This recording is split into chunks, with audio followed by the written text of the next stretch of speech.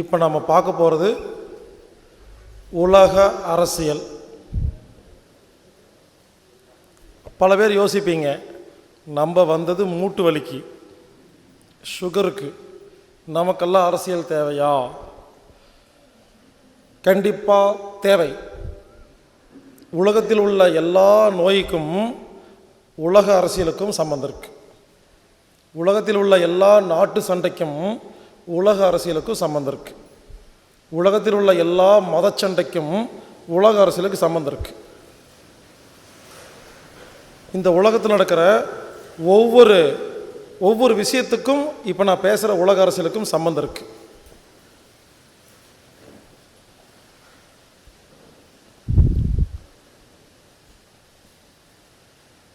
ஒரு 250 வருஷத்துக்கு முன்னால்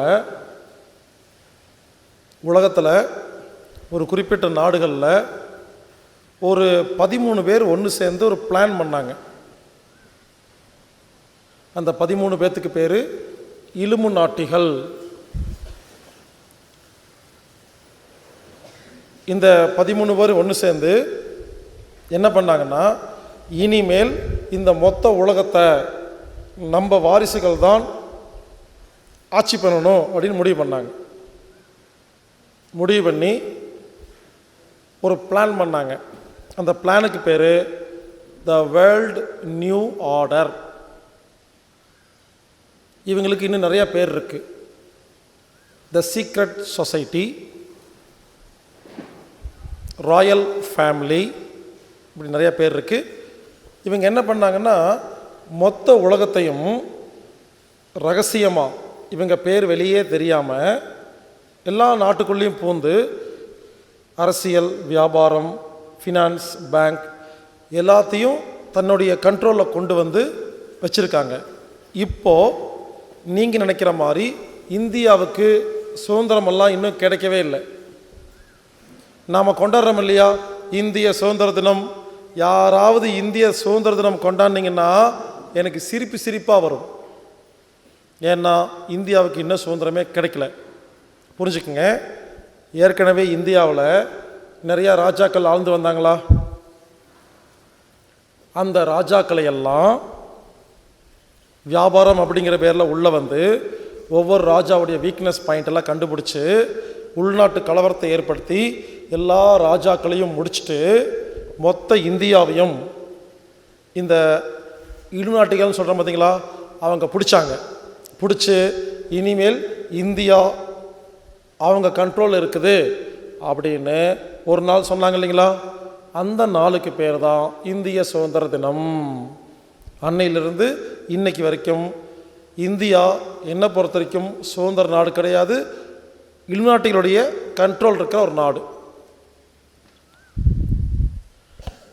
அதே மாதிரி ஸ்ரீலங்காவில் நல்ல ஆட்சி நடந்துட்டு இருந்துச்சு.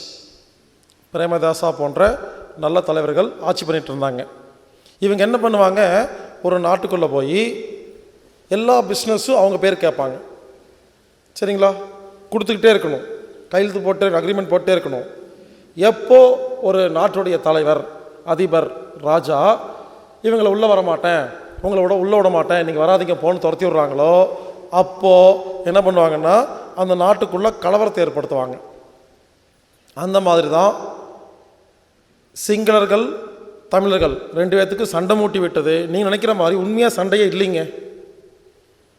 இவங்க சண்டை மூட்டி விட்டு பிரபாகரன் அப்படிங்கிற ஒருத்தரை செலக்ட் பண்ணி அவர் கோடிக்கணக்காக பணம் கொடுத்து இராணுவ உதவியெல்லாம் கொடுத்து, எதுக்குன்னா இலங்கையில் நல்லாட்சி பண்ணிகிட்டு இருந்த எல்லாத்தையும் முடிக்கிறதுக்காக முடிச்சு இலங்கையோடைய மொத்த அரசியலும் இந்த சீக்ரெட் சொசைட்டி கண்ட்ரோலில் எப்போ வந்துச்சோ அதுக்கப்புறம் பிரபாகரன் தேவையில்லையா? பிரபாகரனை முடிச்சிட்டாங்க. பிரபாகரனை என்னைக்கு கொலை பண்ணாங்களோ அன்னையிலிருந்து ஸ்ரீலங்கா இவங்களுக்கு சொந்தமாயிருச்சு. அதே மாதிரி பாகிஸ்தானில் பூட்டோ ஃபேமிலி, யோசிச்சு பாருங்கள். பூட்டோன்னு கேள்விப்பட்டிருப்பீங்களா? பெனாசிர் பூட்டோ, அந்த பூட்டோ, இந்த பூட்டோ, எல்லா பூட்டோவும் ஒன்று பாம்பு அடித்து இறந்தாங்க, நடு ரோட்டில் தூக்கு போட்டாங்க, சுட்டாங்க. யோசிச்சு பாருங்கள், எல்லா பூட்டோவும் செத்தாங்களா? எதுக்குன்னா ஒவ்வொருத்தரையாக கொலை பண்ணி இப்போது பாகிஸ்தான் அவன் கண்ட்ரோல் போயிடுச்சு. அதே மாதிரி ஈராக்கில் நல்ல ராஜா ஆட்சி பண்ணிட்டு இருந்தார். அந்த ஈராக்கை பிடுங்கணுங்கிறதுக்காக சதாம் ஹுசேனுக்கு காசு கொடுத்து அந்த ஈராக்கை பிடிக்க சொல்லி, அப்புறம் ஈராக்கை பிடிக்கணும் இல்லையா, அப்போ சதாம் ஹுசேன் கெட்டாலும் டிவியில் காட்டணும் இல்லையா. நீங்கள் புரிஞ்சுக்குங்க, உலகத்தில் உள்ள எல்லா டிவியும் அவங்களுக்கு சொந்தம், எல்லா பேங்க்கும் அவங்களுக்கு சொந்தம், எல்லா கன்சியூமர் ப்ராடக்ட், எல்லா கப்பல், எல்லா இராணுவ தளவாடங்கள், எல்லா விதமான ஏர் பஸ்ஸஸ், ஃப்ளைட்ஸ், எல்லாமே மியூச்சுவல் ஃபண்ட் எல்லாமே இந்த 13 பேர்த்துக்கு சொந்தங்க. அந்த 13 பேர் உயிரோடு இல்லை, 13 பேர் திட்டம் போட்டு செத்துட்டாங்க. அந்த 13 பேருக்கு அப்புறமா அவங்க வாரிசுகள் இருக்காங்க இல்லைங்களா, இப்போ 6000 பேர் இருக்காங்க. இந்த 6000 பேர்த்துடைய கண்ட்ரோலில் தான் மொத்த உலகம் இருக்குது. இப்போது நீங்கள் உலகத்தில் எந்த கம்பெனியாக இருந்தாலும் அது அவங்களுக்கு தான் சொந்தமாக இருக்கும். அது எப்படிங்கிறத நான் அப்புறம் சொல்கிறேன். இப்படி ஈராக்கில் என்ன பண்ணாங்க, சதாம் ஹுசேன்கிட்ட காசு கொடுத்து ஈராக்கு கவர்மெண்ட் எல்லாம் சாகடிச்சிட்டு, இப்போ சதாம் ஹுசேன் கெட்டவன் சொல்லி ஈராக்கை பிடிக்கணுமா, குவைத் வேணுமா, என்ன பண்ணாங்க, குவைத்தில் ஒரு ராஜா ஆட்சி வந்துட்டு இருந்தார். சதாம் ஹுசேனை வச்சு குவைத்தை பிடிச்சாங்க. வெளியே டிவியில் எப்படி காமிச்சாங்க, சதாம் ஹுசேன் ரொம்ப மோசமான ஆள், அவர் போய் குவைத்தை பிடிச்சிட்டாருன்னு. ஹலோ, அது இல்லை. இவங்க குவைத்தை பிடிக்கிறதுக்கு சதாம் ஹுசேனை ஏவி விட்டாங்க. இவங்க என்ன பண்ணாங்க, குவைத்தை காப்பாற்றுறேன்னு போய் பிடிச்சிட்டாங்க. குவைத் ராஜாவை உட்கார வச்சு சதாம் ஹுசேன் ஆளுங்க துப்பாக்கி வச்சு என்ன சொல்லுவாங்க, இவங்க போய் கேட்டாங்க, இங்கே பார் மரியாதையாக குவைத்தை என் கையில் கொடுத்துரு, சதாம் ஹுசேன் வந்து காப்பாற்றுறேன்னு சொன்னாங்க. அந்த ராஜா கொடுத்துட்டு டம்மி ஆகிட்டார். இப்போ குவைத் அவன் கண்ட்ரோல் போயிடுச்சு.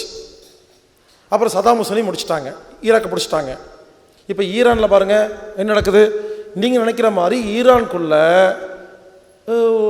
நாட்டில் உள்நாட்டு கலவரெல்லாம் கிடையாது.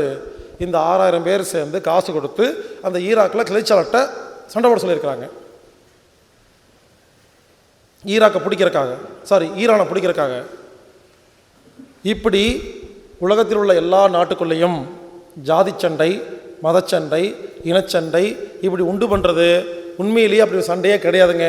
இது எல்லாத்தையும் செய்கிறது இலுமினாட்டிகள் எனப்படும் 13 குடும்பத்தை சேர்ந்தவங்க. அவங்க பேர் Rothschild, அஸ்டர், லீபான், ருசைல், மேரோவிங்கியன், group, Disney, McDonald's, Kennedy, இப்படி ஒரு 13 பேர்.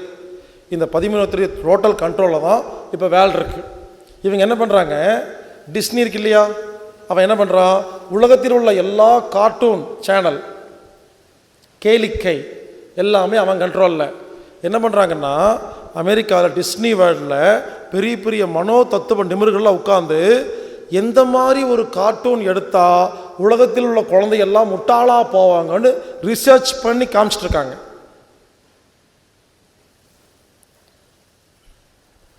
ரோத்சைல்ட் உலகத்தில் உள்ள எல்லா பேங்க்குக்கும் அவன் தான் முதலாளி.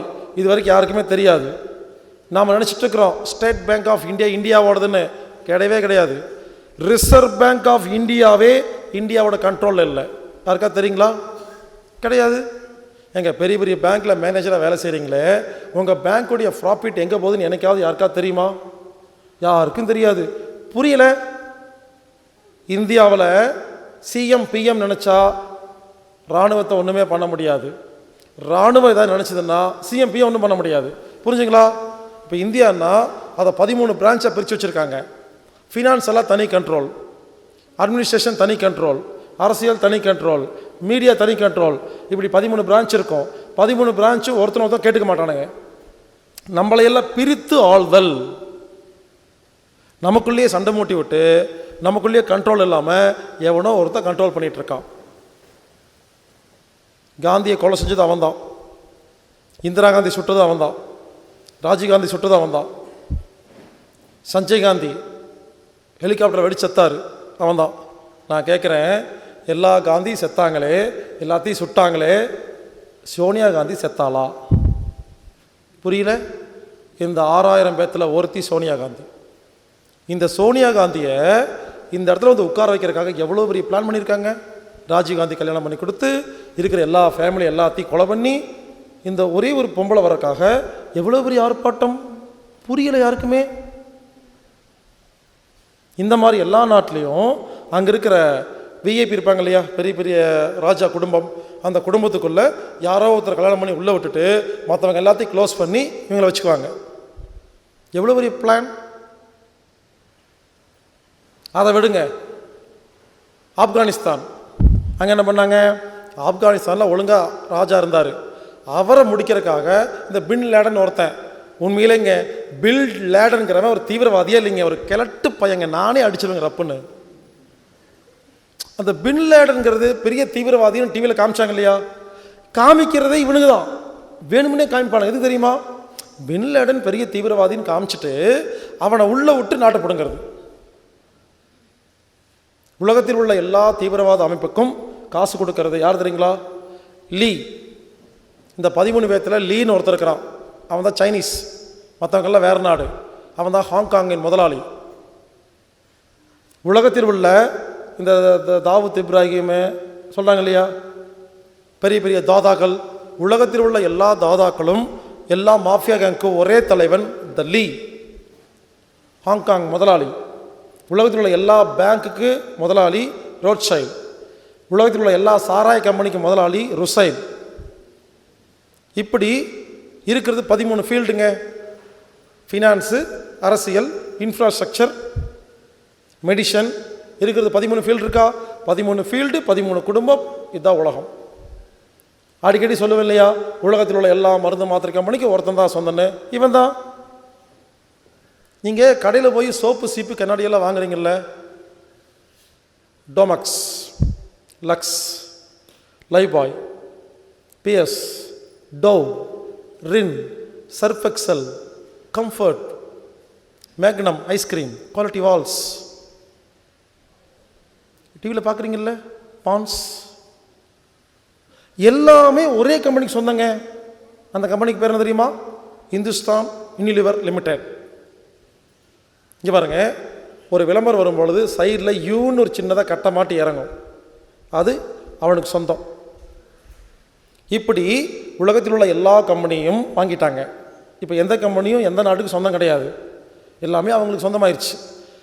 இந்துஸ்தான் யூனிலிவர் லிமிடெட்னு கேள்விப்படுறீங்களே, இதுக்கு முன்னாடி இதுக்கு பேர் என்ன, இந்துஸ்தான் லீவர் லிமிடெட். அதாவது நமக்கு ஒரு கெட்ட பழக்கம், இந்துஸ்தான் அப்படின்னா வாங்கிடுவோம், இந்தியான்னு பேர் வச்சா போதுங்க வாங்கிடுவேங்க. இந்துஸ்தான் மோட்டார்ஸ் இருக்கு இல்லையா, எல்லாரும் என்ன பண்ணுறோம், ஜெய் ஹிந்த் இந்துஸ்தான் மோட்டார்ஸ். அதோட உண்மையான பேர் என்ன தெரியுமா, ஜென்ரல் மோட்டார் கம்பெனி, ஜிஎம்சி. அது அவங்களுக்கு சொந்தம். அவங்க என்ன பண்ணுவாங்கன்னா, ஒரு நாட்டுக்குள்ள சவுதி அரேபியாவில் கம்பெனி ஆரம்பிக்கும் போது சவுதி அரேபியன் பெட்ரோலியம் லிமிடெட் வைப்பான், ஸ்ரீலங்காவில் த ஸ்ரீலங்கன் பெட்ரோலியம் லிமிடெட் வைப்பான். புரிஞ்சுக்குங்க, நமக்கெல்லாம் ஒரு பெருமை, நம்ம ஊர் பேர் சொன்னால் போதும், அதுக்கு ஒரு பேர் வச்சா இல்லை வாங்குவோம். இப்படி உலகத்தில் உள்ள எல்லா கம்பெனிக்கும் முதலாளி இவங்க தான். இந்துஸ்தான் யூனிலிவர் லிமிடெட் இருக்கு இல்லையா, அதோட அப்பா கம்பெனி யார் தெரியுமா, யூனிலிவர் லிமிடெட். அதோடைய அப்பா கம்பெனி யார் தெரியுமா, கிழக்கிந்திய கம்பெனி. இன்னும் இருக்குது, டாக்குமெண்ட்டில் இருக்குது, வெளியே சொல்கிறதில்ல, டாக்குமெண்டேஷனில் இருக்குது.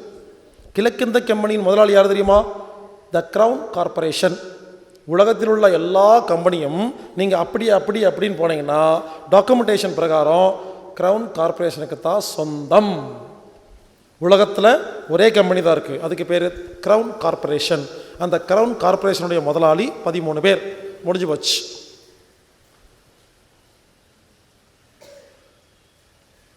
எல்லாரும் நினச்சிட்டு இருக்கீங்க அமெரிக்கா தான் எல்லா நாட்டையும் கண்ட்ரோல் பண்ணுதுன்னு. அந்த அமெரிக்காவை கண்ட்ரோல் பண்ணுறது இவங்க தான், 13 பேர். இந்த 13 பேர் யாருமே கிறிஸ்டியன் கிடையாது, இந்து கிடையாது, முஸ்லீம் கிடையாது. இவங்க யார் தெரியுமா, லூசிஃபர் அப்படிங்கிற கடவுளை கும்பிட்ற ஒரு குரூப். அவங்களுக்கு பேர் சாத்தான். நீங்கள் நினைக்கிற மாதிரி சாத்தான்கிற வார்த்தை சாத்தான் கிடையாதுங்க. அந்த காலத்தில் 250 வருஷத்துக்கு முன்னால் இந்த குரூப் இருக்காங்க இல்லைங்களா, இவங்க பேரே சாத்தான், த சர்ச் ஆஃப் சாத்தான். ஏங்க சர்ச்சு கேள்விப்பட்டிருக்கீங்கல்ல, சாத்தான் சர்ச்சு கேள்விப்பட்டிருக்கீங்களா? எல்லா ஊர்லேயும் இருக்குது, கோயம்புத்தூர் இருக்குது, ஊட்டியில் இருக்குது, போடியில் இருக்குது, சென்னையில் இருக்குது. அந்த சர்ச்சு யாருக்கு தெரியாதுங்க, போர்டெல்லாம் இருக்காது. ஒரு பெரிய அடர்ந்த காடு மாதிரி இருக்கும். ஒரு காம்பவுண்ட் வால் போட்டு வச்சுருப்பாங்க. பார்க்குறதுக்கு பழைய காலத்து பில்டிங் மாதிரி இருக்கும். ரகசியமாக இவங்கெல்லாம் உள்ளே போவாங்க. எல்லாரும் அங்கே போய் லூசிஃபர் அப்படிங்கிற கடவுளை கும்பிடுவாங்க. அதுக்கு பேர் சர்ச் ஆஃப் சாத்தான். நரபலி கொடுப்பாங்க. நிறைய குழந்தைகள்லாம் காணாம போதில்லை. திடீர்னு பெண்கள், குழந்தைகள், ஆண்கள்லாம் காணாம போகிறாங்க இல்லையா? நரபலிக்கு கூட்டிகிட்டு போகிறாங்க. காசு கொடுத்தா காட்டி திறந்து கொடுக்குறது நம்மளுக்கு ஆள் இருக்கா இல்லையா? பைபிளில் சாத்தான்னு சொல்கிறாங்க இல்லையா? இவங்க தான் அது. குரானில் டெச்சால்னு சொல்கிறாங்க இல்லையா? ஒத்த கண்ணா இவன் தான். அமெரிக்க டாலர் யாராவது பார்த்துருக்கீங்களா? அமெரிக்க டாலரில் முக்கோணமாக பிரமிடு மாதிரி படம் போட்டிருக்கும். அதுக்கு மேலே ஒத்த கண்ணு இருக்கும். இவன் தான். அமெரிக்க டாலர் அடிக்கிறதே இவங்க தாங்க. நீங்கள் நினைக்கிற மாதிரி உலகத்தில் உள்ள எந்த ஒரு கரன்சியும் அந்த நாடு அடிக்கிறதே கிடையாது. இந்தியன் கரன்சி அடிக்கிறது இந்தியா கிடையாதுங்க, இவங்க தான். அவங்க கல்நோட்டெல்லாம் அடிக்க வேண்டாம், அவன் அடிக்கிறதே கல்நோட்டு தான். அவனுக்கு ஒரு வேளை இந்தியாவில் ஒரு பில்டிங் வாங்கணும்னு வச்சுக்கோங்களேன், ஒரு கம்பெனி வாங்கணும்னா அவன்லாம் பணம் சம்பாதிக்கிறது இல்லைங்க. இந்திய நோட் அடிக்கிறதே அவன் தாங்க. கான்ட்ராக்டு இந்தியன் கவர்மெண்ட் கான்ட்ராக்ட் கொடுத்துருக்கு நோட் அடிக்கிறதுக்கு. அவன் என்ன பண்ணுறான், அவனே அடித்து காசு கொண்டு கொடுத்து வாங்கிட்டு போயிடுவான். அமெரிக்க டாலர் இருக்கு இல்லைங்களா, அது அடிக்கிறது அமெரிக்க கவர்மெண்ட்டே கிடையாதுங்க. இந்த 13 பேர் தான் அடிக்கிறாங்க, அந்த ஃபேமிலி தான். இவங்க என்ன பண்ணுவாங்க, ஒரு உலகத்தில் ஒரு கம்பெனி வாங்கணும்னா இவங்களே டாலர் அடித்து கொண்டு வந்து ரேட்டு பேசி, உங்களுக்கு 10 கோடி சொல்கிறீங்களா, 15 கோடி கொடுத்து வாங்கிட்டு போவாங்க. ஏன்னா அடிக்கிறதுக்கு செலவு எவ்வளோ இருப்பாது? நம்ம கஷ்டப்பட்டு 50 வருஷமாக சம்பாரிச்சதை அடித்து வாங்கிட்டு போகிறாங்க. இது எத்தனை பேருக்கு தெரியும்? அமெரிக்க டாலர் அடிக்கிறது அமெரிக்கா கிடையாதுங்க. ஒரு நாள் இந்த அபிரகாம் லிங்கம் இருக்கார் இல்லையா, அமெரிக்க பிரசிடென்ட், பழைய பிரசிடென்ட் அபிரகாம் லிங்கன் கேள்விப்பட்டிருக்கீங்க இல்லையா? அவர் என்ன பண்ணார், இனிமேல் அமெரிக்காவே சொந்தமாக டாலர் அடிக்கும், நீங்கள் அடிக்காதீங்க, நீங்கள் அடிக்கிறதுனால எங்களுக்கு பெரிய நஷ்டமாகுதுன்னு சொல்லி அவர் முதல் அடித்தாருங்க. அதுக்கு பேர் கிரீன் கரன்சி, கிரீன் டாலர். அவர் முதல் அடித்த உடனே அவரை முடிச்சிட்டாங்க. அமெரிக்க அதிபரையே கொன்னவங்க. அதை விடுங்க, கென்னடி இருக்குல்ல, கென்னடி, ஜான் எஃப் கென்னடின்னு கேள்விப்பட்டிருக்கீங்க இல்லையா? நடு ரோட்டில் சுட்டாங்க இல்லையா? அவர் யார் தெரியுமா? இந்த 13 பேர்த்தில் ஒரு ஆள். ஜான் எஃப் கென்னடிங்கிறவர் 13 பேர்த்தில் ஒரு ஆளுங்க, மெயினான ஆள். அவரை பிரசிடென்ட் ஆக்கிட்டாங்க. ஆனால் என்னாச்சு தெரியுமா, அவர் ஜனாதிபதி ஆகி எல்லா ஊரெல்லாம் போய் பேசும் பொழுது மக்கள் அன்பாக பார்த்தாங்களா, அவருக்கு மனசு மாறிடுச்சுங்க. சி, இந்த மக்களை நாம் ஏமாத்தணுமான்னு சொல்லி ஒரு நாள் சொல்லியிருக்கிறாரு ஒரு மீட்டிங்கில் தெரியாமல் பேசிட்டாருங்க. அந்த ஆடியோ வச்சிருக்கிறேன். என்ன தெரியுமா சொன்னார் ஒரு மீட்டிங்கில்? அமெரிக்காவுக்கு இன்னும் சுதந்திரமே கிடைக்கவில்லை, கூடி சீக்கிரம் சுதந்திரம் கிடைக்கணும், ரகசிய குழுக்கள் அப்படின்னு சொல்லி லைட்டாக, என்ன மாதிரி ஓப்பனாக பேரெல்லாம் சொல்லலை, லைட்டாக இந்த மாதிரி அமெரிக்காவுக்கு சுதந்திரம் இல்லை, அடிமைத்தனமாக வாழுது அப்படின்னு மெதுவாக சொல்லிட்டாருங்க. அவர் உரையை முடிச்சுட்டு ரோட்டில் போகும்போது அவர் கதையவே முடிச்சிட்டானுங்க. இந்த 6000 பேர்த்துடைய பழக்கம் என்னென்னா, 6000 பேர்த்தில் ஒரே ஒருத்தர் திருந்தினா அடுத்த நாள் காலையில் கொண்டுருவாங்க. ஏன்னா ஒருத்தன் போய் சொன்னான்னா எல்லா கதையும் வெளியே வந்துடுமா, அதனால் சொல்ல மாட்டாங்க, முடிச்சிருவாங்க ஆளை. இப்படி உலகத்தில் ஒரு மிகப்பெரிய ஒரு விஷயம் நடந்துட்டுருக்கு, யாருக்குமே தெரியலிங்க. அதை விடுங்க, அமெரிக்க டாலர் இருக்கு இல்லையா, அதில் பாருங்கள் ஒரு பிரமிட் இருக்கும். அந்த பிரமிடை எண்ணி பாருங்கள், 13 ஸ்டெப் இருக்கும். அந்த 13 ஸ்டெப்புக்கு அர்த்தம் என்ன தெரியுமா? மேலே ஒத்த கண்ணு இருக்கும், அந்த ஒத்த கண்ணு தான் அவங்களாமா. ஒவ்வொரு ஸ்டெப் இருக்கு இல்லையா, அதெல்லாம் யார் தெரியுமா? அடுத்த ஸ்டெப்பு ஒவ்வொரு நாட்டுடைய மினிஸ்டர், பிரைம் மினிஸ்டர், சரிங்களா? அடுத்த ஸ்டெப்பு அதிகாரிகள், அரசியல்வாதிகள். அடுத்த ஸ்டெப்பு காசுக்காக என்ன வேணாலும் பண்ணுற டேஸ் பசங்க. இதுக்கு மேலே என்ன சொல்ல முடியும்? இந்த உலகம் கெட்டு போகிறதுக்கு என்ன தெரியுமா காரணம்? காசு கொடுத்தா என்ன வேணாலும் பண்ணுவேன்னு நம்ம ஊரில் திரிகிறாங்க இல்லையா, அதுதாங்க, வேற ஒன்றுமே இல்லைங்க. அவன் என்ன சொல்கிறான், எந்த நாடு எந்த ஊராக இருந்தாலும் காசு கொடுத்தா எனக்கு செய்கிறதுக்கு ஆள் இருக்குது. 1,00,000 பேர் நல்லவளாக இருந்து எனக்கு பிரயோஜனம் இல்லை, ஒரு ஆள் கெட்டனாக இருந்தால் நான் காசு கொடுத்து வாங்கிட்டு போகிறேங்கிறான் அவன். இப்படி என்னை பொறுத்த வரைக்கும் இந்த உலகத்தில் இருக்கிற எல்லா மினிஸ்டர், எம்எல்ஏ, அதிகாரிகள், அரசியல்வாதிகள், ஜட்ஜு எல்லாத்தையும் என்ன பண்ணிட்டாங்க, காசு கொடுத்து காரியம் நடத்திட்டு இருக்கிறாங்க. அதுதான் அந்த 13 அடுக்கு. அந்த 13வது அடுக்கு தான் அப்பாவி பொதுமக்கள். இந்த 100 மாடி பில்டிங் இடிச்சாங்க இல்லையா அமெரிக்காவில், யாருக்காவது தெரியுமா? அது ஒரு ஆக்சிடென்ட் கிடையாது, விபத்து இல்லை, இன்சிடென்ட், திட்டமிட்டு செய்யப்பட்ட ஒன்றுங்க. அதை செஞ்சது இவங்க தான். அது 2 வருஷம் முன்னாலேயே பிளான் போட்டாங்க.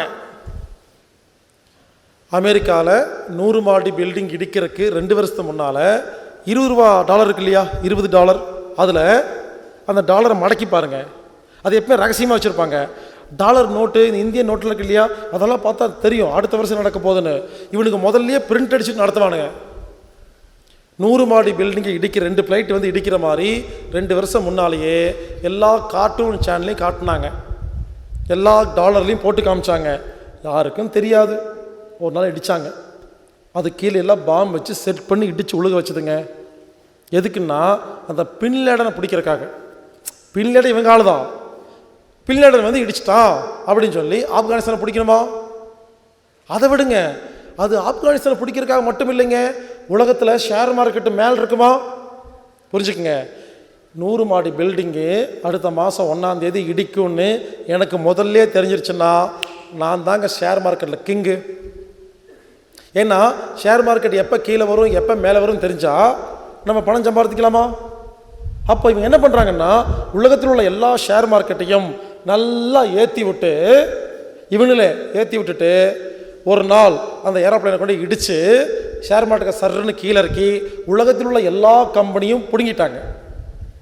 இங்கே பாருங்கள், நாமெல்லாம் கஷ்டப்பட்டு ஒரு கம்பெனி வச்சு 4 தலைமுறையாக 200 வருஷமாக கஷ்டப்பட்டு ஒரு கம்பெனி வச்சு டெவலப் பண்ணி மேலே வருவோம். இவன் என்ன தெரியுமா பண்ணுவான்? ஒரு செகண்டில் பிடிங்கிடுவான். கம்பெனிகளில் எப்படி தெரியுமா பிடுங்குறாங்க? லிமிடெட் கம்பெனின்னு யாரெல்லாம் மாற்றிட்டீங்களோ அது உங்களுக்கு சொந்தம் இல்லை, அவன் பிடுங்கிடுவான். லிமிடெட் கம்பெனின்னு வச்சிங்கன்னா ஷேர் இருக்குமா? அதுக்கு ஒரு மதிப்பு இருக்குமா? நான் ஒரு கேள்வி கேட்குறேன். உங்கள் கம்பெனி ஷேருங்க, நீங்கள் 25-40 வருஷமாக கஷ்டப்பட்டு சேர்த்துன ஒரு கம்பெனி பிஸ்னஸ் பண்ணியிருக்கீங்க. உங்கள் ஷேர் கம்பெனி 400 ரூபாய்க்குன்னு வச்சுக்கங்களேன், 400 rupees இருக்குது. அந்த ஷேர் 400 ரூபாயிலிருந்து கீழே வருது மேலே போகுது இல்லையா? அது நீங்கள் நினச்சா கண்ட்ரோல் பண்ண முடியுமா? அதுவா மேலே வருது, அதுவா கீழே போகுதா? ஏன்னு தெரியுமா? புரியல. 400 ரூபா இருக்கிற ஷேர் என்ன பண்ணுறாங்கன்னா, ஒரு கம்பெனியை வாங்கணும்னு முடிவு பண்ணிட்டாங்கன்னா இவன் என்ன பண்ணுறான், இவனே மெதுவாக கீழே இருக்குவான். கீழே இறக்கி 50 ரூபாய்க்கு கொண்டு போய் எல்லா ஷேரையும் வாங்கிட்டு அப்புறம் 1000 ரூபாய்க்கு கொண்டு வச்சுருவான். வச்சுட்டு பேசுவான், இங்கே பாரு உன் ஷேரில் எங்கிட்ட இருக்குது, உன் கம்பெனி ஷேர் எங்கிட்ட வந்துருச்சு, மரியாதையை கம்பெனி கொடுத்துருப்பான்னு சொல்லி பிடிங்கி விட்டுருவான். இது கூட தெரியலைங்க யாருக்குமே. இப்படி பல கம்பெனிகளை பிடுங்கி முதலாளிகள் தற்கொலை பண்ணிட்டு இருக்கிறாங்க. இப்போ ரீசெண்டாக ஒரே நல்ல கம்பெனி பிடுங்கிடுவாங்க. அது காரணம் லிமிடெட் ஷேர் மார்க்கெட், வேறு ஒன்றுமே இல்லை. ஆக மொத்தம் புரிஞ்சுக்குங்க, இந்த உலகத்தில் நடக்கிற எல்லாமே ஏற்கனவே டிசைன் பண்ணி பிளான் பண்ணி பண்ணிட்டு இருக்கிறாங்களே தவிர எதுவுமே ஒரு விபத்து கிடையாது. இவங்க திட்டம் என்னன்னு தெரியுமா? சொன்னால் பயமாக இருக்கும். இவங்க திட்டம் என்னன்னா, இப்போ 750 கோடி மக்கள் இருக்காங்க உலகத்தில். இவங்களை 3ஆம் உலகப் போர்னு ஒன்று கொண்டு வந்து 300 கோடி மக்களை கொலை பண்ணுறதா திட்டம். இதான் ஃபஸ்ட்டு திட்டம். அடுத்தது 4ஆம் உலகப் போர்னு கொண்டு வந்து ஒரு 50-100 கோடி மக்களாக மாற்றுறது. 5ஆம் உலகப் போர் தான் கிளைமேக்ஸ் அவங்களோடது. 5ஆம் உலகப் போரில் 10 கோடி மக்களும் இந்த 6000 பேர் சேர்ந்து 10 கோடி மக்களை வச்சு இந்த உலகத்தை ஆள்றது தான் இவங்க திட்டம். அதுக்கு தான் ஒவ்வொரு நாளும் வேலை செஞ்சுட்ருக்குறாங்க. நான் சொன்னேன் பார்த்தீங்களா, தடுப்பூசி போடாதீங்கன்னு. அவங்க முதல்ல கையை வைக்கிறது தடுப்பூசி தான். தடுப்பூசி போட்டால் அந்த குழந்தைக்கு இன்னொரு குழந்தை பிறக்கூடாதுன்னு திட்டம் வச்சுருக்கிறாங்க. அப்போ என்னாகும்? இன்றைக்கி எல்லாம் தடுப்பூசி போட்டிங்கன்னா உங்கள் குழந்தைக்கு இன்னொரு குழந்தை பிறக்காதா? அப்போ ஒரு 50 வருஷத்துக்கு அப்புறமா ஜனத்தொகை பாதியாக கம்மியாகுமா? அதுக்கப்புறம் இந்த கூல்ட்ரிங்க்ஸ், அதை சாப்பிட்டாவே உயிர் போயிடும். மருந்து மாத்திரை, மினரல் வாட்ரு, KFC, மெக்டொனால்ட்ஸு எல்லாமேங்க நீ நினைக்கிற மாதிரி எல்லாமே சதித்திட்டம். இவங்க நம்மளை மனுஷனாவே மதிக்கிறது இல்லைங்க. அவனுங்க பெரிய லெவலில் இருக்கானுங்க, அவன் நம்மளை மனுஷனாக மதிக்கிறதே இல்லை. நான் கேட்குறேன், உங்கள் வீட்டு பாத்ரூம் போகிறீங்க, ஒரு 500 எறும்பு பாத்ரூமில் இருக்குது, அதை மதிப்பீங்களா? தண்ணி ஊற்றிட்டு நீங்கள் பாத்ரூம் போகிறீங்களா இல்லையா? அந்த உயிருக்கு நம்ம என்ன மதிப்பு கொடுக்குறோம்? அதுக்கு இதுக்கு என்ன வித்தியாசம் இருக்குது? அவன் ரேஞ்சுக்கு நம்மளை எறும்பு மாதிரி பார்க்குறான் அவன், அவ்வளோதான்.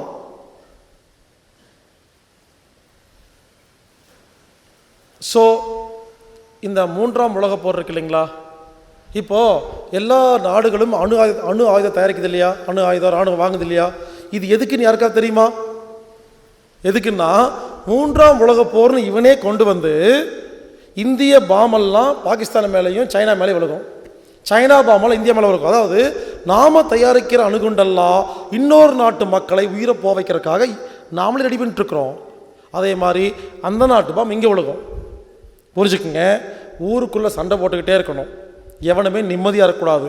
அப்போ தான் அவனுங்க யாருன்னு தெரியக்கூடாதுங்கிறக்காக இந்த 6000 பேர் ரகசியமாக உலகத்தை ஆள்றதுக்காக உலகத்தில் உள்ள எல்லா மக்களையும் முட்டாளாக்கி ஒன்றுமே தெரியாமல் இந்து முஸ்லீம் கிறிஸ்டின் சண்டை, ஜாதி சண்டை, மத சண்டை, நாடு சண்டைன்னு சொல்லி நம்மளை சண்டை மூட்டி விட்டுட்டு டிவியில் எப்போ பார்த்தாலும் பாருங்கள் கெட்ட நியூஸே காட்டுறானா. ஏன்னா எல்லா டிவியுடைய முதலாளி ஒரு சிங்கப்பூர் முதலாளி, அவன் ஹாங்காங் தான் ஃபஸ்ட்டுங்க, சிங்கப்பூர் நெக்ஸ்ட்டு. ஹாங்காங்குடைய பினாமி தான் சிங்கப்பூர். நீங்கள் சிங்கப்பூரில் என்னைக்காவது ஜாதி கலவரம் நடந்து பார்த்துருக்கீங்களா? இல்லை. ஏன் தெரியுமா?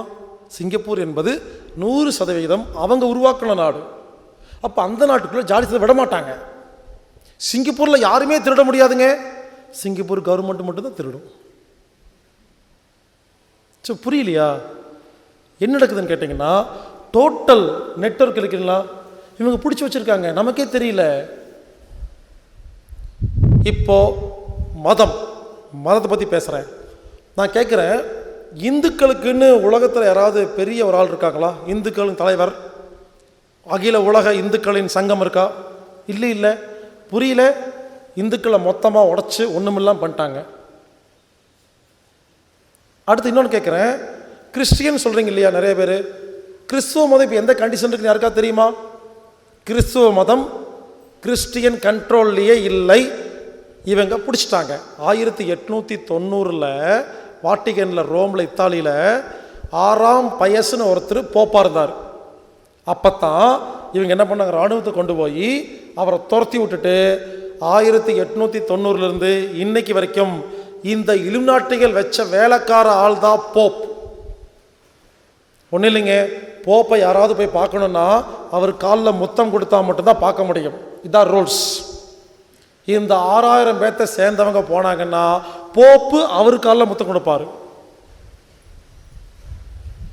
எங்கேயாவது எந்த டிவிலையாவது எந்த பேப்பர்லையாவது கிறிஸ்துவ மதத்தை பற்றி தப்பாக பேசி யாராவது பார்த்துருக்கீங்களா? ஏன்னு புரியல.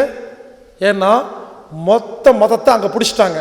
ஸோ கிறிஸ்துவ மதத்தின் மூலமாக வர எல்லா வருமானங்களும் இவங்க நேரடியாக போயிட்டு இருக்கிறனால கிறிஸ்துவ மதத்தை பற்றி எங்கேயுமே தப்பாக பேச மாட்டேங்கிறாங்க. டிவியில் பாருங்கள், இந்து தீவிரவாதி, ஸ்ரீலங்கன் தீவிரவாதி, நக்சலைட், முஸ்லீம் தீவிரவாதி அப்படின்னு காட்டுறாங்களா இல்லையா? கிறிஸ்தவ தீவிரவாதிங்கிற வார்த்தையை உலகத்தில் எந்த டிவியாவது சொல்லியிருக்குதா?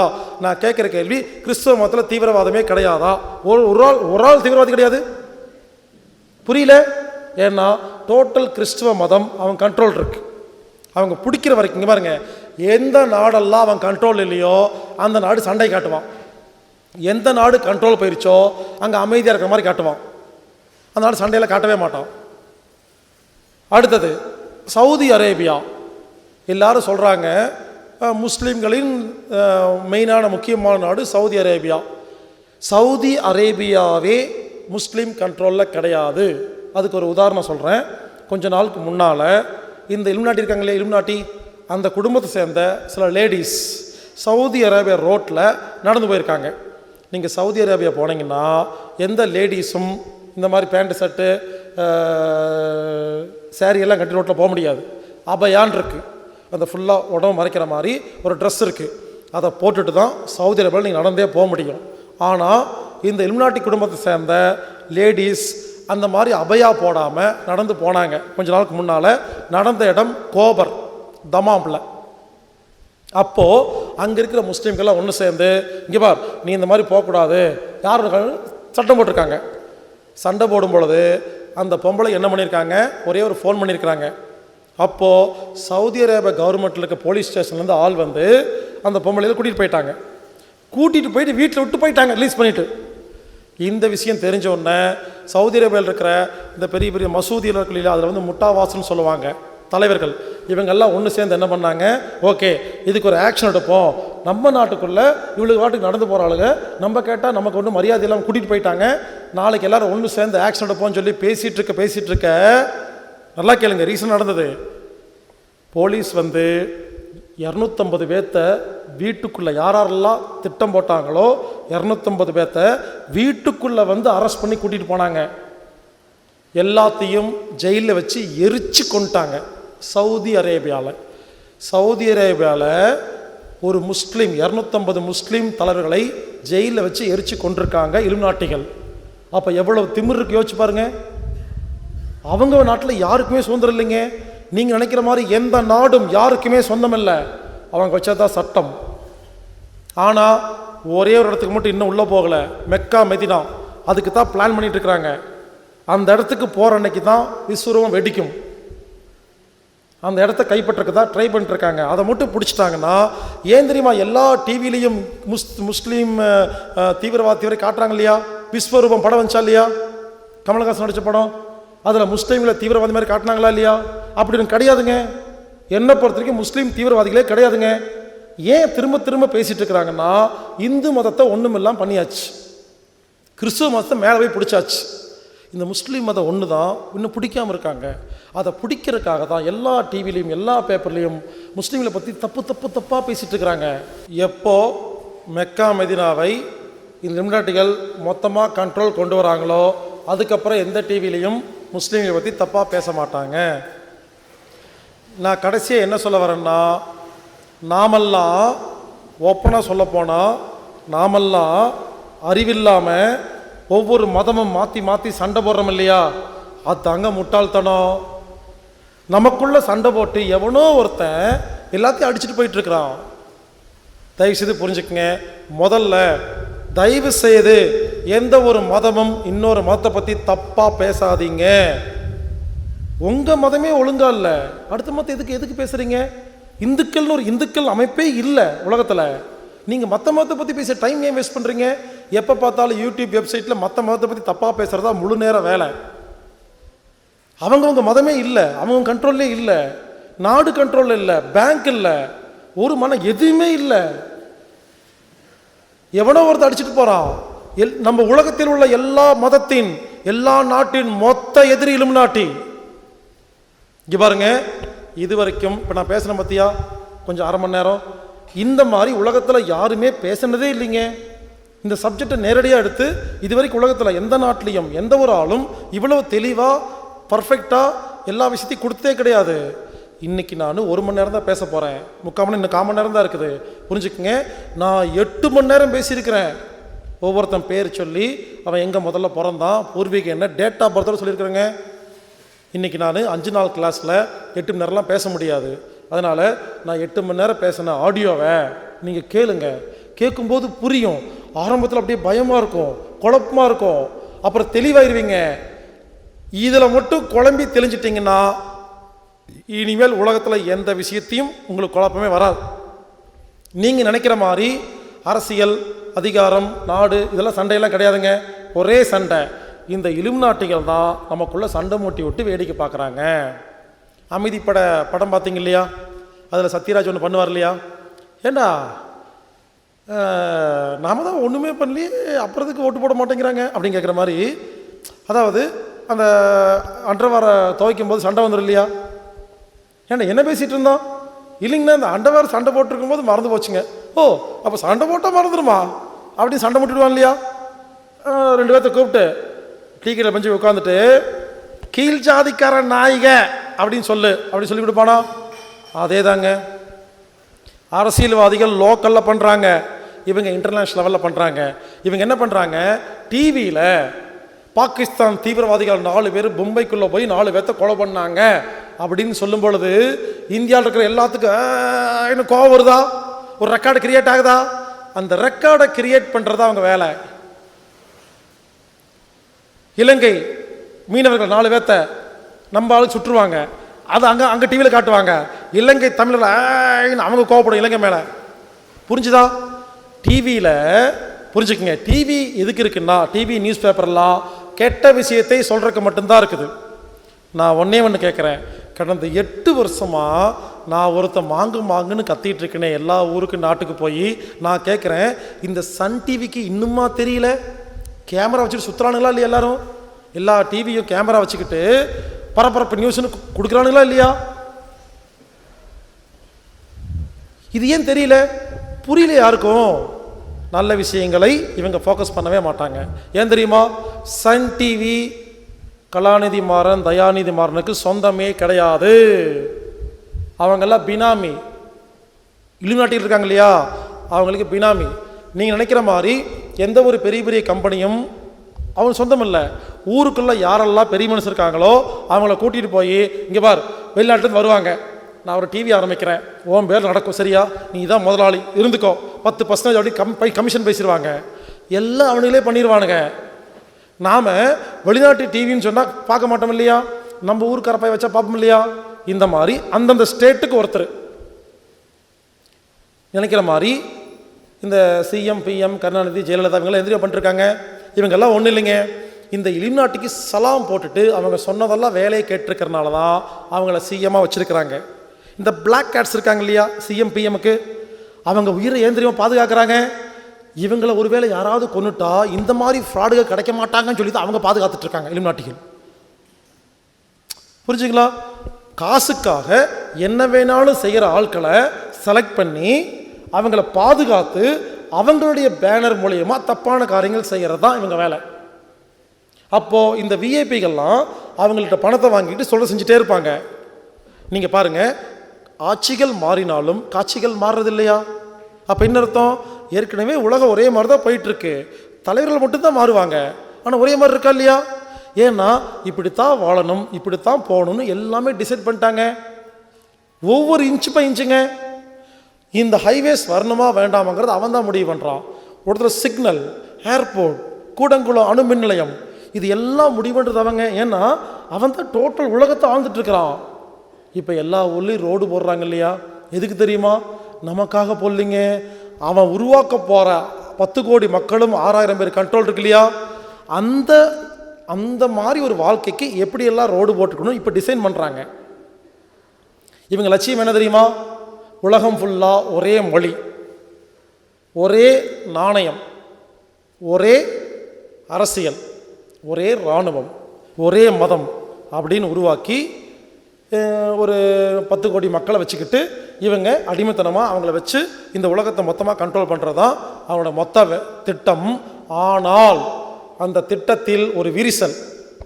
ஆக்சுவலாக 3ஆம் உலகப் போர் 2000 வருஷத்தில் வர வேண்டியதுங்க.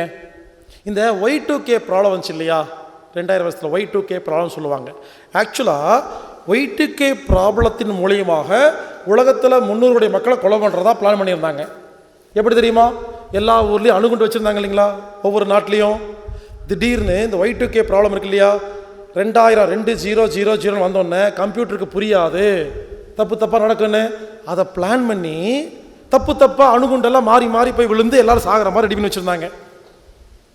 ஆக்சுவலாக நம்ம தப்பிச்சிட்டோம். அது காரணம் என்ன தெரியுமா? வினை விதைத்தவன் வினை அறுப்பான், திணை விதைத்தவன் திணை அறுப்பான்னு சொன்ன இல்லைங்களா, அது. இந்த 13 பேத்து குடும்பம் இருக்கு இல்லையா, இப்போ இந்த 13 பேத்து குடும்பத்தில் 3 குரூப்பாக பிரிஞ்சு சண்டை போட்டிருக்காங்க. இன்டர்னல் சண்டை.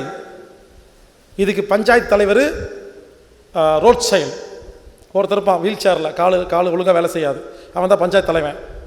பாருங்கள், ஊரெல்லாம் சண்டை மட்டும் விட்டானுங்களா? இப்போது இந்த 13 பேத்துக்குள்ளே சண்டைங்க. சண்டைன்னா வெளியே தெரியாது, இவனுக்குள்ள சண்டை. இந்த 13 பேர்த்தில் 3 குரூப்பாக பிரிஞ்சு அட்மினிஸ்ட்ரேஷன், இது எனக்கு வேணும், அது உனக்கு வேணும், இந்த நாடு எனக்கு, அந்த நாடு உனக்குன்னு சண்டை போட்டுக்கிறனால இப்போ 3ஆம் உலக போர் நடத்த முடியாத ஒரு நிலைமையில் இருக்கிறாங்க. இங்கே பாருங்க, ரொம்ப சிம்பிள்.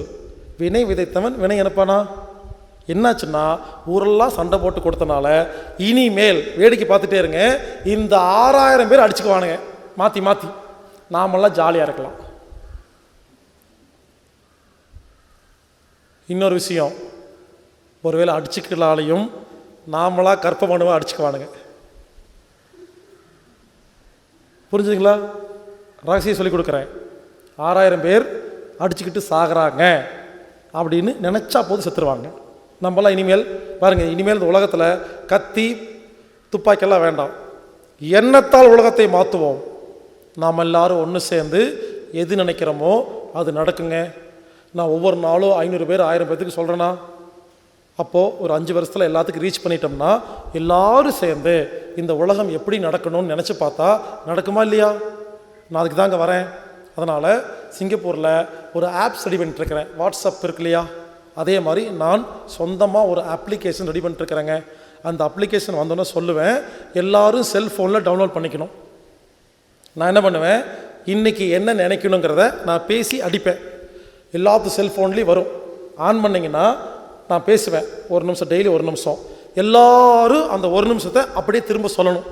அப்போது உலகத்தில் எல்லோரும் சேர்ந்து ஒரே நேரத்தில் ஒன்று நினச்சா அது நடக்குமா இல்லையா? ஏங்க 250 பேர் சேர்ந்து ஆக்சிடெண்ட் திட்டம்னு சொன்ன உடனே கப்பலே உடஞ்சி போச்சா? ஸோ நாம் நினைத்தால் எல்லாமே செய்யலாம். அதுக்கு என்ன வேணும்னா, முதல்ல மதங்களால் இருக்கிறவங்கெல்லாம் ஒன்று சேரணும். தயவு செய்து இனிமேல் எந்த ஒரு மதமும் இன்னொரு மதத்தை பற்றி தப்பாக பேசுகிறத ஸ்டாப் பண்ணுங்க. ஒன்று நல்லதாக பேசுங்க, இல்லை பேசாமல் இருங்க. ஜாதி சண்டை, மதச்சண்டை எல்லாத்தையும் குப்பையில் போடுங்க. எல்லோரும் ஒன்று சேருவோம். ஒன்று சேர்ந்தால் மட்டும்தான் இந்த உலகத்தை காப்பாற்ற முடியும். யோசிச்சு பாருங்க, டிவி மூலயமா இந்த பெண்களுக்கெல்லாம் சீரியல், எல்லா நாட்டிலையும் ஒரே மாதிரி தாங்க சீரியல். ஒரு நல்ல சீரியல் ஏன் எடுக்கலை? எடுத்தால் உள்ளே விட மாட்டாங்க இலுமினாட்டிகள். மருந்து மாத்திரை கம்பெனிக்கெல்லாம் வந்தான் முதலாளி. நோயை வந்தான், மருந்து வந்தான், சண்டையை வந்தான், தீர்வு வந்தான். இந்த UN, யுனைடெட் நேஷன், அப்புறம் WHO, FDA, RIA நிறையா இருக்கு இல்லையா? உலக சண்டையை சமாதானப்படுத்துறதுக்குன்னு உலகத்தில் உள்ள எல்லா சமாதான திட்டத்துக்கான அமைப்புகளும் முதலாளி இவங்க தான். எப்படி சமாதானம் பண்ணுவானுங்க? இவனுக்கு என்ன பண்ணுவானுங்க, சமாதானம் பண்ணுறேன்னு வந்து சண்டை போட்டுட்டு போயிடுவானுங்க. இங்கே பாருங்கள், நான் மறுபடியும் சொல்கிறேன், இன்றைக்கி எனக்கு இவ்வளோ தான் பேசுவேன். 5 நாள் கேம்பில் எனக்கு டைம் எல்லாம் கிடையாது. இதுக்காக 1 மணி நேரம் ஒதுக்கியிருக்கிறேன். தயவு செய்து நான் 8 மணி நேரம் பேசினேன் அந்த ஆடியோவை கொஞ்சம் பொறுமையாக கேளுங்க. ஆரம்பத்தில் பாருங்கள், ஆரம்பத்தில் கோபமாக வரும், பயமாக வரும், அதிர்ச்சியாக இருக்கும். ஆனால் புரிய புரிய புரிய புரிய ஜாலியாக இருக்குங்க. ஏன் தெரியுமா? இனிமேல் நம்ம கண்ணுக்கு மட்டும்தான் எல்லாமே தெரியும், நம்ம காதுக்கு மட்டும்தான் எல்லாமே கேட்கும். எல்லாம் புரியுங்க. கார்ட்டூன் சேனல் பாருங்கள், அதில் முதல்லே சொல்லிடுவாங்க அடுத்த வருஷம் நடக்க போகிறத முதல்லே சொல்லிடுவாங்க.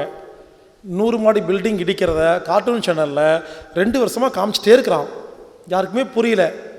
9/11 9/11 9/11 இருக்கு இல்லையா? கார்ட்டூன் சேனலில் பாருங்கள், எல்லா காருக்கு நம்பர் 911 தான் இருக்கும் ஆரம்பத்தில். இப்போது 311A போடுறான். அது எதுக்குன்னு தெரியல. எல்லா கார்ட்டூன் சேனல்லையும் வர இப்போ ஒரு நம்பர் 311A. நல்லா ஞாபகம் வச்சுக்கோங்க, என்னமோ நடக்க போகுது. அதுக்கு பேர் 311A. மலேசியாவில் ஃப்ளைட்டு காணாமல் போச்சுல்ல, கடத்தினதே இவங்க தான், சுட்டது இவங்க தான். எல்லாத்துக்கும் இவங்க தாங்க காரணம். புரிஞ்சுக்குங்க. ஏர் ஏஷியா இருக்கு இல்லையா? ஏர் ஏஷியான்னு ஒரு விமான அமைப்பு இருக்குங்க, ஏர் ஏஷியா. அதுதாங்க இங்கே பாருங்க, மலேசியன் ஏர்லைன்ஸுங்கிறது மலேசியா கவர்மெண்ட்டோடது, ஏர் ஏஷியாங்கிறது இலுமினாட்டியோடது. ஏர் ஏஷியாவை உலகம் ஃபுல்லாக பரப்புறக்காக அந்த மலேசியன் ஏர்லைன்ஸை முடிக்கிறதுக்காக கடத்தி சுட்டாங்க. வேறு ஒன்றும் இல்லை. இங்கே பாருங்கள், நம்ம ஊரில் ஜெட்டு, ஸ்பைஸ் இது மாதிரி நிறையா இருக்கு இல்லையா? இந்தியன் ஏர்லைன்ஸ், ஏர் இந்தியா பாருங்கள், அடிக்கடி ஸ்ட்ரைக். ஆனால் ஒன்றா போகாது, சண்டை. ஒரே ஏர்போர்ட்டில் பாருங்கள் சண்டையாக இருக்கும். இந்தியன் ஏர்லைன்ஸும் ஏர் இந்தியாவும் எப்போவுமே ஸ்ட்ரைக்கு, அடிக்கடி போகாது, நின்று ரிப்பேர் ஆயிரும். யாராவது புக் பண்ணுவாங்களா? ஸோ இந்த ப்ரைவேட் கம்பெனியெல்லாம் டெவலப் பண்ணுறதுக்காக கவர்மெண்ட் கம்பெனியில் முடிச்சிட்ருக்குறாங்க. அதுக்கான திட்டம் தான் இது. ஆக மொத்தம் புரிஞ்சுக்குங்க. நீங்கள் இன்டர்நெட்டில் யூடியூப்லாம் செக் பண்ணி பாருங்கள். ஆக்சுவலாக இன்டர்நெட் யூடியூபே அவனோட தான். கடைசியாக சொல்கிறேன், உலகத்தை கண்ட்ரோல் எப்படி தான் பண்ண போகிறாங்க? மொபைல் மூலமாக. யாரெல்லாம் செல்ஃபோன் வச்சுருக்கீங்களோ அவங்களுக்கு அடிமணிங்க. உலகத்தில் உள்ள எல்லா செல்ஃபோன்லேயும் என்ன பேசுகிறோம், என்ன மெசேஜ் வருது, என்ன மெயிலு, இதெல்லாம் சர்வருக்கு போதா இல்லையா? அந்த சர்வரே அவன் தான். அவன் என்ன பண்ணுவான், யாரெல்லாம் என்ன பண்ணுறாங்கிறத வாட்ச் பண்ணிகிட்ருக்கிறான். அவன் கண்ட்ரோல் இல்லாமல் உலகத்தில் ஒரு அணு கூட வசையாதுங்க. தைரியமாக இருங்க. இப்போ ரகசியம் சொல்ல போகிறேன். யாரும் ரொம்பலாம் குழம்ப வேண்டாம். உலகன்னா அப்படித்தான் இருக்கும். உலகங்கிறது ஒரு ட்ராமா, நாடக மேடை. இன்றைக்கி இருக்கிற வில்லனுக்கு பேர் இலுமினாட்டி, கொஞ்சம் முன்னால் ஹிட்லர், அப்படி ஒவ்வொருத்தர் இருந்தாங்க. இன்றைக்கி இருக்கிற வில்லன் பேர் இலுமினாட்டி. நான் கேட்குறேன், அண்ட பிரம்மாண்டத்தை படைத்த இறைவனுக்கு இந்த இலுமினாட்டி பற்றி தெரியுமா தெரியாதா? புரிஞ்சுக்குங்க, அவங்களுக்கு சக்தி கொடுத்ததும் இறைவன் தான். உலகத்தில் நடக்கும் எல்லாமே ஒரு ட்ராமாங்க. அதை புரிஞ்சுக்கிட்டா, உலகமே ட்ராமான்னு புரிஞ்சுக்கிட்டா இந்த வாழ்க்கை நிம்மதியாக இருக்கும். டென்ஷன் ஆக மாட்டோம், ரொம்ப ஒன்றும் பண்ண மாட்டோம். ரொம்ப சிம்பிளாக போனால் ஆணியே பிடுங்க வேண்டாங்கிறது தான் ஞானம். ஒன்றும் இல்லை இந்த உலகத்தில், எல்லாம் அவன் பார்த்துக்குவான். இங்கே பாருங்கள், நான் ஒன்று சொல்கிறேன். எல்லோரும் சொர்க்கம் சொர்க்கம்னு சொல்கிறாங்க. சொர்க்கத்தில் போய் யாராவது நிம்மதியாக வாழ்ந்துருவீங்களா? புத்தர் சொர்க்கத்தில் வாழ்ந்தார். புத்தர் என்ன பண்ணாங்க? புத்தருக்கு எல்லா அரண்மனை, பலரசங்கள் எல்லாமே கொடுத்தாங்களா? அவர் என்ன பண்ணார்? ஓடி வந்துட்டாரா? நான் கேட்குறேன், ஒரு படம் எடுக்கிறேங்க, நான் ஒரு படம் எடுக்கிறேன். அந்த படத்தில் வில்லனே கிடையாது.